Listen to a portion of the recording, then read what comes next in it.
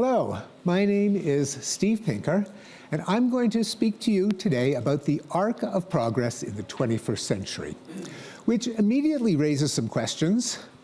What is progress? How can we tell whether there has been progress? Are we making progress today? And why is progress so hard, and how can it happen at all? Can anyone really define progress, say what it is? Well, here's an attempt.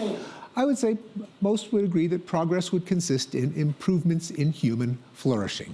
What do I mean by human flourishing? Again, not that hard to define. It comprises life, health, sustenance, prosperity, peace, freedom, safety, knowledge, happiness, things that all of us strive for ourselves, that we can't deny to the rest of humanity, and that are pretty much prerequisites to our being here and having this conversation in the first place. If these have increased over time, I would call that progress. Has there been progress? Well, here is a way not to tell whether there has been progress, and that is to follow the news. The news is a systematically misleading way to assess whether the world has been making progress. Not because editors have a bias toward the negative, though they do, but because the very nature of news is biased against showing progress. For one thing, news is about stuff that happens, not stuff that doesn't happen. And most things that happen suddenly are bad things. Many good things consist of things that don't happen at all. A school that was not shot up by a rampage killer. A city that was not attacked by terrorists. A country that's at peace. None of those make news, even if they have increased over time. News is what happens suddenly, not what happens gradually. If 100,000 people escaped from extreme poverty yesterday, and the day before, and the day before that, that's not news. And news is what changes, not what persists. If every year the world gets a little richer, a little longer lived, well, that's pretty boring. It happened last year, too. You can even imagine a hypothetical extreme. Consider some measure of well-being that increases most years, say 9 out of every 10 years. But every 10th year, there is a step back. Well, this year, nothing newsworthy happened because it's the same as 14 out of the last 15 years, and this year nothing happened. But then all of a sudden, if it goes in the wrong direction, well, that's news, and 10 years later, there is a backtracking, and that's news, and so on. And so over a period of 40 years, all of the news stories that you have read are about things getting worse, even though the overwhelming trend is for things to have gotten better. Still worse, the nature of news interacts with two of our cognitive biases. The availability bias, namely we tend to assess probability and risk in terms of how easily examples come to mind, things that are available in memory, images and anecdotes and narratives, and the news is an availability machine. And the negativity bias, that is, bad registers more strongly in our minds than good. If you combine the very nature of news with the way that we tend to process events, you naturally come away with the impression that everything is getting worse and always has been. A better way to tell whether there's been progress is to plot data on human well-being over time. Now, I've tried to do that in 2 books. The Better Angels of Our Nature and Enlightenment Now. Last time I was on this stage 6 years ago, I spoke about Enlightenment Now, and those data, since it takes a few years to accumulate data, were largely from 2015. And as of then, it was, I think, safe to say that the world had never been healthier, richer, safer, happier, or better educated compared to any period in the past. And it's in recognition of trends like that, that in what now seems like a very long time ago, the President of the United States, Barack Obama, said if you had to choose a moment in history to be born and you did not know ahead of time who you'd be, you'd choose now. He said that in 2016. Okay, well, that was then. And frequently asked questions are, were the trends cherry-picked, Did they just happen to catch the world at a lucky high point? And hasn't the world fallen apart since then? That's what I'm going to speak about this morning. I'm going to take a look at how is the world doing now? What is the most recent report card on human flourishing in the world today? So I'll show you data on the state of the world today compared to past decades and centuries, but also compared to 2015, the last data that I presented here, and the basis for Obama's rather optimistic summary of the world. Well, let's begin with the most basic thing of all, life. For most of human history, life expectancy at birth was pinned at about 30 years. Then, starting around the 19th century, because of advances in public health and medicine and prosperity, life expectancy at birth increased to more than 70 years. That is, not only do we have extra life, but we have an extra life. It's as if we've been granted 2 lives compared to our ancestors. Now, like all trends, all measures of human progress, it is not monotonic. There can be setbacks. Most recently, of course, the COVID pandemic, which resulted in that backtracking. But when the pandemic came under control, thanks to vaccines, the progress resumed, and humans have now a longer expected life than they did at any previous time in history. Now, as they say about getting older, the problem with getting older is that, and living longer, is that the extra years come at the end when you're old. And so this would be a dubious measure of progress if it simply consisted of more years bedridden in an old age home. But if you, I'm sorry, before no, I will go to that. But if you look at measures of health, that is years lost to death and disability, then you see that that has gone down since records were first kept, with an obvious reversal during the COVID pandemic, but we lose fewer years to disease and disability than we ever have in the past. Let me just backtrack now to the rest of the world, to breaking it down by continent. As you can see, there are still pretty big disparities in different regions of the world: North America, Europe, Latin America, Asia, and Africa. And when we will obviously want those gaps to disappear. But every region of the world has shown progress in extending life expectancy. Sustenance. Famine was one of the 4 horsemen of the apocalypse, and food doesn't fall from the sky, so it is a constant threat to human well-being. In the last couple of hundred years, the population of the world has increased by about 7-fold, from about 1 billion to 8 billion, leading to obvious predictions that widespread famines would be inevitable, from Thomas Malthus, of course, and more recently from Paul Ehrlich. But if you plot famines over time, it's actually gone in the other direction, thanks to advances in agronomy, the Green Revolution, and ability to move food from farm to table. Famines are close to an all-time low. Let's zoom in on the most recent period. Here you see that there is, again, some unevenness across the world. Undernourishment, which is less severe than famine, but still of concern, is still pretty much along the floor in the affluent parts of the world, Europe and North America, still in decline in Asia and Latin America, although with a little bit of backtracking. In Africa, there has been a rather tragic reversal in the decline in undernourishment, though not wiping out the progress that was enjoyed before that time. But another area of concern against a backdrop of overall progress. Prosperity. As economists point out, poverty needs no explanation. It's the natural state of humanity. What needs an explanation is wealth. And for most of human history, there was no increase in wealth, no economic growth. This graph, really from the long view, starting at the year 1, shows that for most of human history, economic growth was less than 1 pixel high. Then the Industrial Revolution happened, capture of energy, markets and other financial institutions, and economic growth increased exponentially, increasing by a factor of more than 100.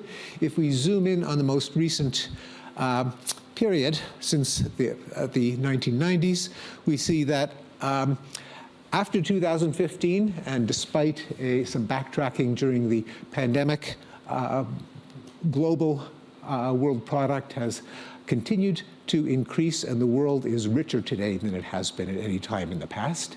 Now, if all of the gains went to the proverbial 1%, this would be a dubious example of progress, but in fact, it has also lifted up the poorest on Earth. 200 years ago, about 90% of humanity lived in what today we would call extreme poverty. That fell to less than 9% by the 21st century. And if we zoom in on the last few decades, then we see that the progress against reducing extreme poverty, although again had a backtrack during the COVID pandemic, the progress resumed, and there are fewer poor people, extremely poor people today than at any time in history, even though there are far more, many of us altogether. Peace. For most of human history, the natural state of relations between empires and great powers was war, and peace was merely a brief interlude between wars. Culminating over the course of the 20th century with the two horrific spikes of bloodletting corresponding to the two world wars. But then an unexpected thing happened, despite predictions when I grew up that a third world war, a thermonuclear war between the United States and Soviet Union was inevitable. World War III didn't happen. Wars between great powers ceased, and wars of all kinds diminished in frequency and magnitude. Now, there's a period called the Long Peace. Now, if we zoom in on this period, we see a disconcerting backtracking over the last few years because of the wars in Ukraine, in Ethiopia, in Sudan, and in Gaza. War deaths have increased. This is a terrible tragedy, deeply concerning, although it is like many reversals of progress, it's worth keeping in perspective that although it is a backtracking, it has not come close to erasing the progress that we have had over the last few decades. And it is not true, as some journalists say, that the wars in Gaza and Ukraine are unprecedented in size. They're actually quite moderate compared to wars that the world went through in my lifetime. Democracy and rights. And freedom. We've read much about the recession in democracy, and a quantitative index in electoral democracy shows that it is a real thing. Over the last decade or so, there has been a decline in electoral democracy and in liberal democracy. Again, it's worth keeping it in perspective. The world is less democratic than it was at the turn of the 21st century, but it is still far more democratic than it had been in my lifetime. In the 1970s, when I was a student, the world only had about 33 democracies. Big swaths of the world, like Eastern Europe, Latin America, East Asia, were under the control of totalitarian or military dictatorships, which remain democratic today. If we drill down to rights of particular groups, we see that women's empowerment, their economic and political power, has come down a little bit compared to 10 years ago, but still close to all-time highs. And for LGBTQ rights, we're seeing pretty steady progress with some minor backtracks in decriminalization of homosexuality, and more gradually and more recently in gay marriage, the ability of gay couples to adopt children and other legal forms of equality. Violent crime. Again, I'm going to take a long view, this time a really long view, take you back to the Middle Ages, in which The homicide rate in Europe on this logarithmic scale used to be about 35 per 100,000 per year. That came down by the 20th century to something closer to 2 per 100,000 per year. It came down by a factor of 10. If we zoom in on the most recent decades, and this time we have data for the entire world, we see that the world has continued to reduce the toll of violent crime, in this case, homicide. Knowledge. We all are born illiterate and ignorant. Again, taking the long view, 200 years ago, no more than 15% of humanity could read and write. Today, it is, closer to 80%, even higher for younger cohorts. That's also true of basic education, that is, elementary school and some years of high school. What good does it do if it doesn't make us happier? Well, there's reason to suspect that the world has gotten happier, even though we don't have happiness data going back very far, because we do know that wealthier countries have people who are more satisfied with their lives than poorer countries, and within countries, wealthier people are more satisfied with their lives. Since, as I've shown, the world has gotten richer, one would expect that it's gotten happier.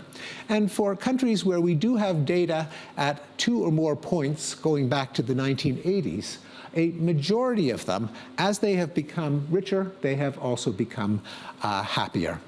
If we, not all, but most, if we zoom in on the 21st century, then we see that for people, both young people under 24 and people over 25, the overall trend is a very slight increase in happiness averaged over nations.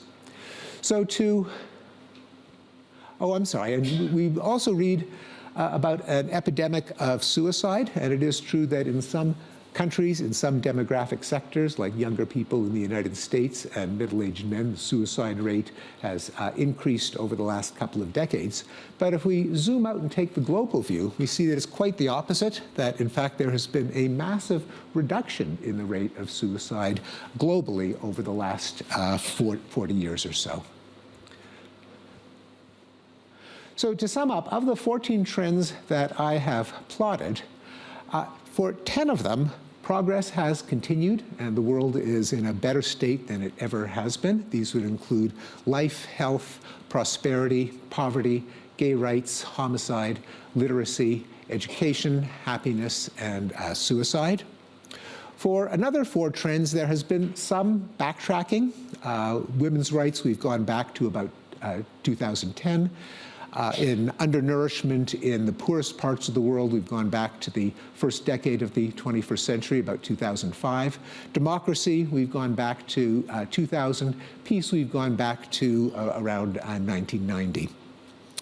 How many trends have been absolutely reversed or erased? That is history cyclical, so that any advance will inevitably be followed by a decline?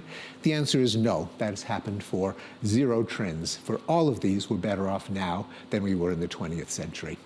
So let me conclude now with some reflections on the nature of progress.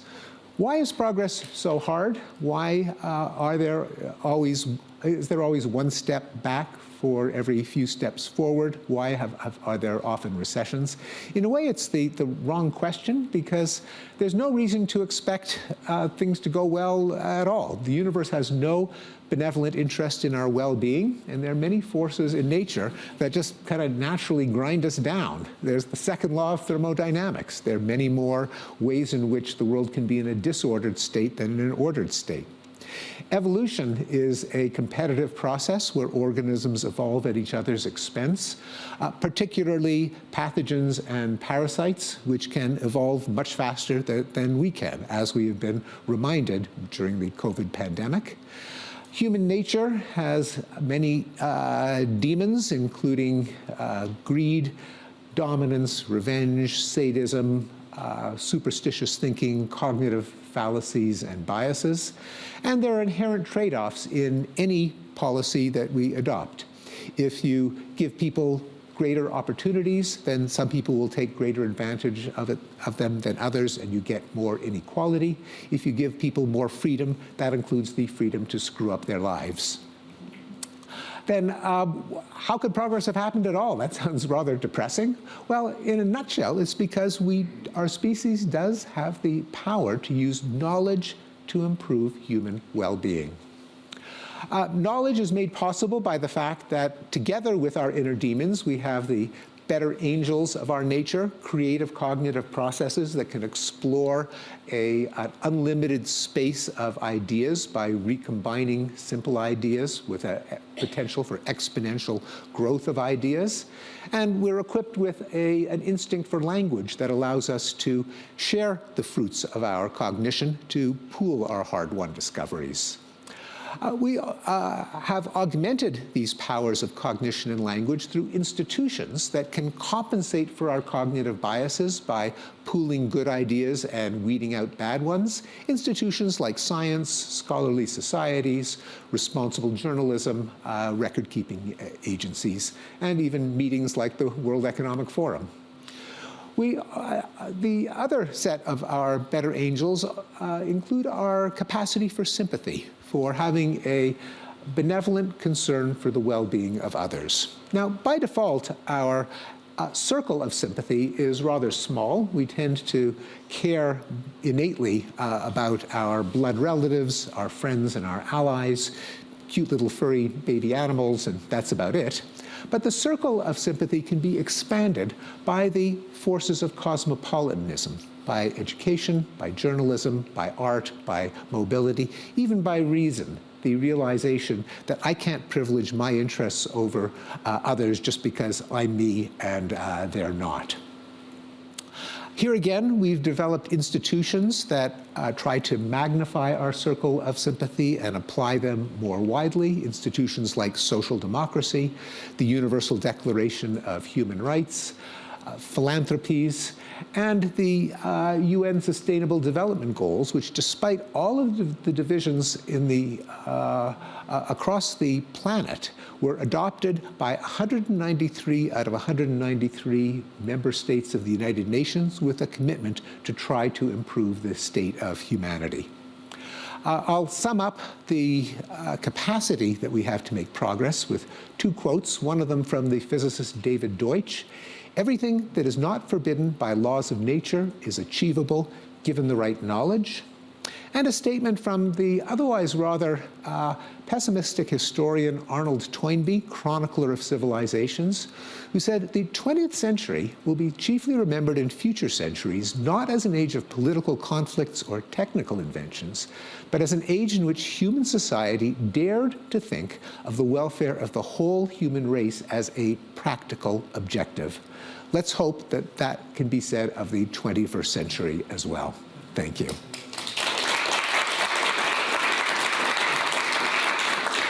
Thank you.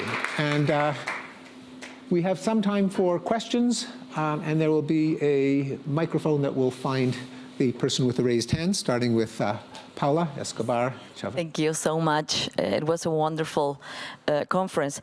So the institution that, help human beings have sympathy for more people and to get away from the trap of egocentrism or individualism are most of them in crisis. Social democracy in the world, 2030 agenda of United Nations is part of an ideological dispute right now, and philanthropy, well, is at least in my region is facing a lot of problems to deliver to the people that need them. So what do you think about that? What is a smart way of not getting into a pessimistic mood with the reality of this institution in crisis? Thank you. Yes, no, they are, and that is a valid concern that gives me anxiety, that the institutions that have made us better off are being demonized and discredited.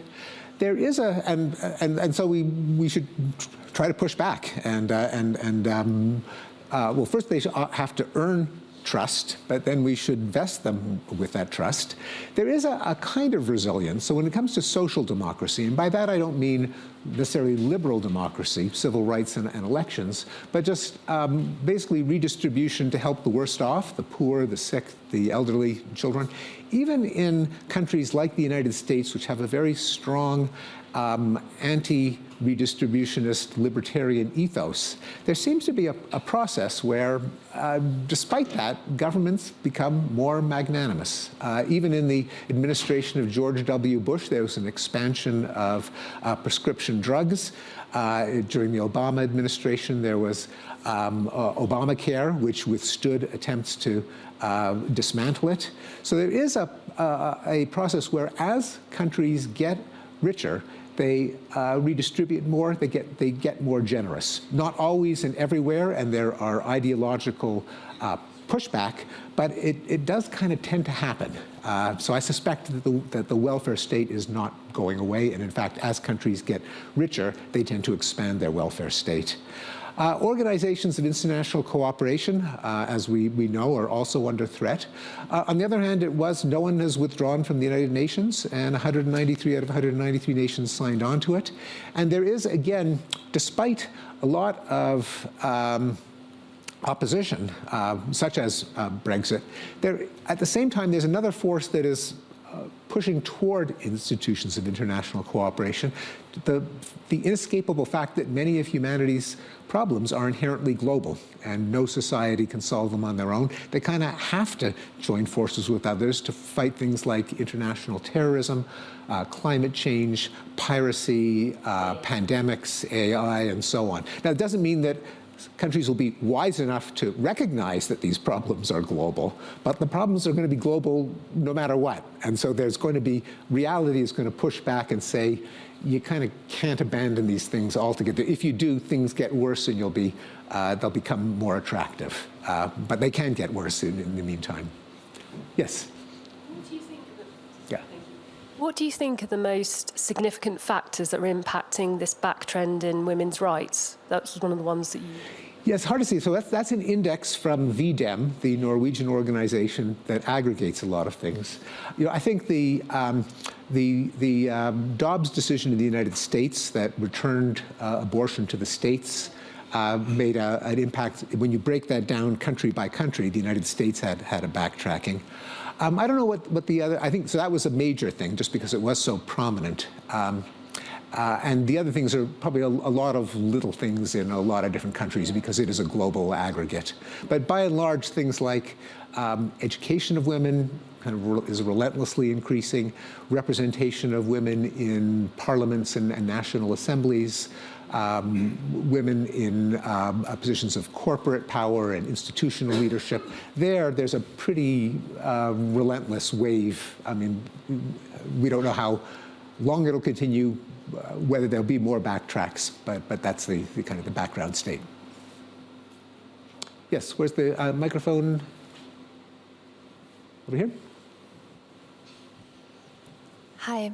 So how do you think we could change the news cycle, really? Because, I mean, we're all upset about it in a way. Yes. It's negative, negative. Meanwhile, when one reads your books, listens to your lecture and others, the world is becoming a better place. But it's so difficult to make that statement even right now with all the wars going on. Yeah.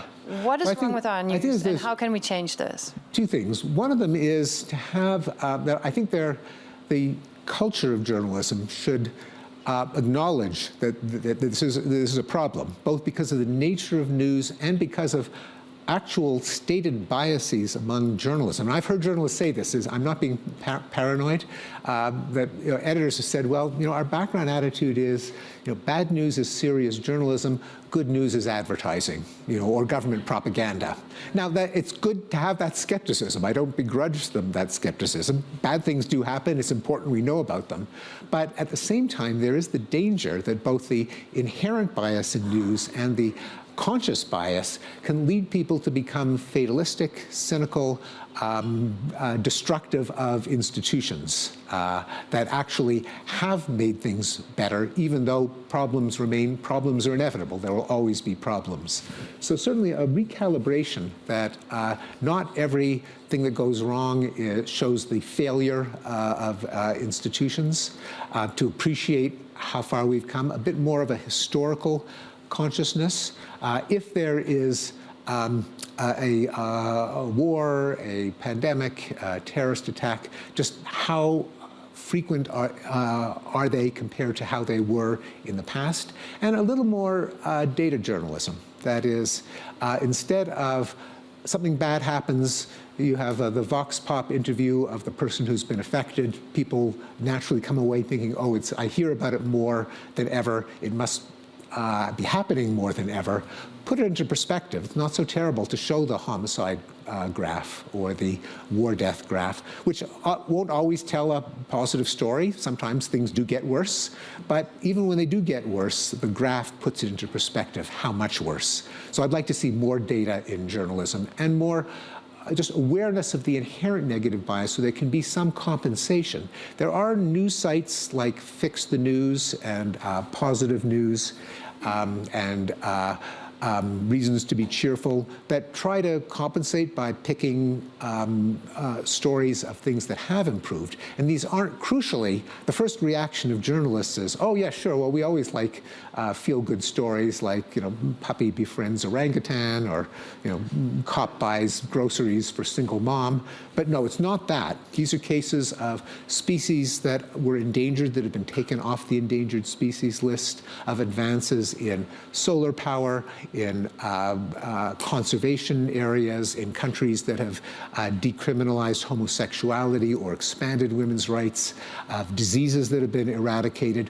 real stories that affect people by the millions or tens of millions that you just don't read about, and we really should read about them too. And it is, I'm seeing our host gesturing at the back, reminding me that the time has come to an end. So thank you for your attention. Thanks very much.